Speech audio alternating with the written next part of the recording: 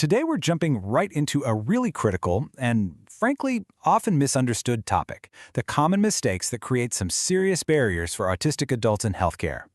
And let's just start with a number, a really stark one. 16 years.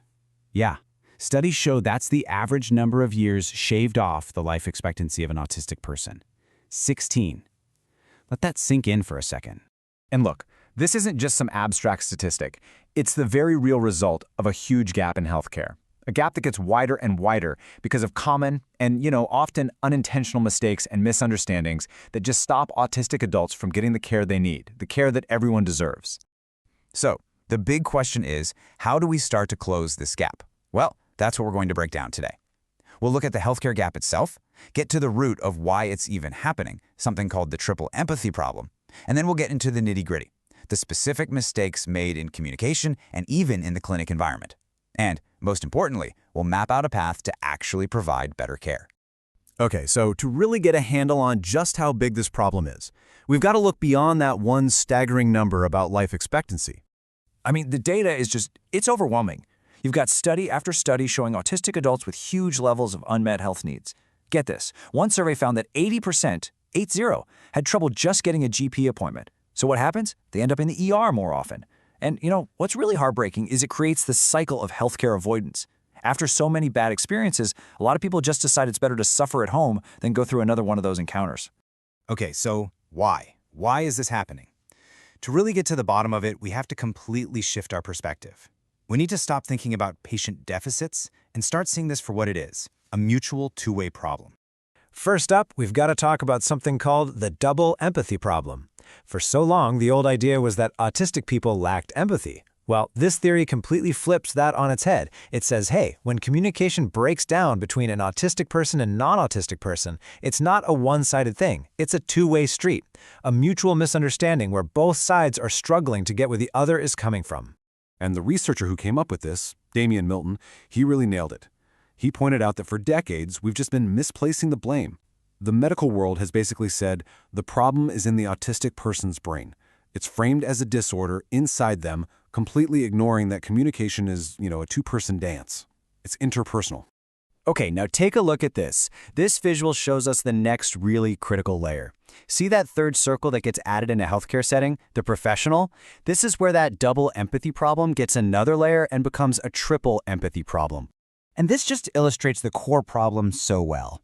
You've already got a communication gap between different neurotypes, right? The different ways our brains are wired. But now you're adding a third barrier, the whole culture of medicine itself, with its own language and priorities. And this three-way disconnect, this is what feeds directly back into that shocking 16-year life expectancy gap we talked about at the start. All right, so let's look at how this empathy gap turns into real, actual mistakes. We'll start with the most basic part of any healthcare visit, just talking to each other. This quote from an autistic adult, it's just so powerful. This gets at a huge and honestly dangerous mistake, misreading nonverbal cues. A doctor might be looking for a wince or a certain look, and if they don't see their expected pain face, they might just dismiss a very real and sometimes very serious symptom. And this mismatch happens with spoken words too. Think about that classic question, on a scale of 1 to 10, what's your pain? That's super abstract. For someone who thinks very literally, that can be a really confusing question. It's so much more effective to ask direct, concrete things like, where does it hurt? Is it sharp? What can't you do now that you could do before? And where does all this lead? To something really dangerous called diagnostic overshadowing. Basically, it's when a doctor sees autism on a chart and then stops listening. Any new problem, whether it's stomach pain or anxiety, just gets blamed on the autism, instead of being investigated as its own real medical issue.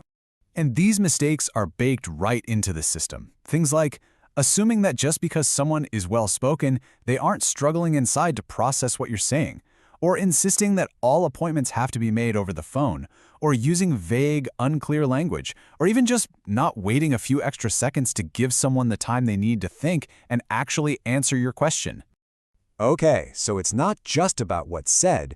The where and how of the visit itself can be a whole other set of massive and honestly often overlooked barriers.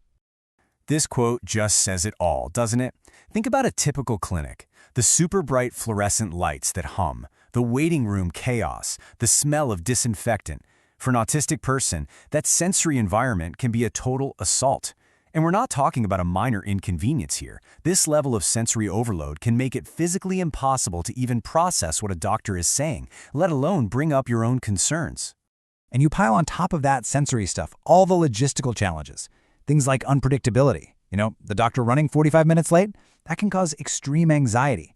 And then there are all the executive function tasks that a lot of us don't even think about. Planning the route, filling out pages of forms, remembering to schedule a follow-up. Each one of those can be a huge hurdle that makes just getting to an appointment a monumental effort. Okay, so we've spent a lot of time outlining the problems that come from this triple empathy gap. So now let's pivot. Let's talk about solutions. Real, actionable things we can do to completely transform this experience. The big idea that can guide us here is something called cultural compatibility. It's a great word, right?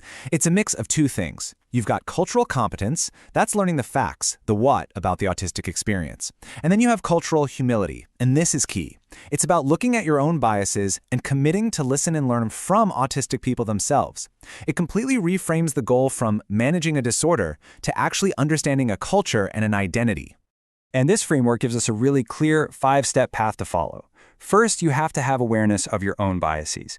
Then, you've got to actively seek out knowledge and get it directly from autistic people. Next, you build the skills to interact in a respectful, effective way. You go out and have genuine interactions. And maybe most importantly, you have to actually want to be a true ally. That desire has to be there. And look, this doesn't have to be some huge, complicated thing.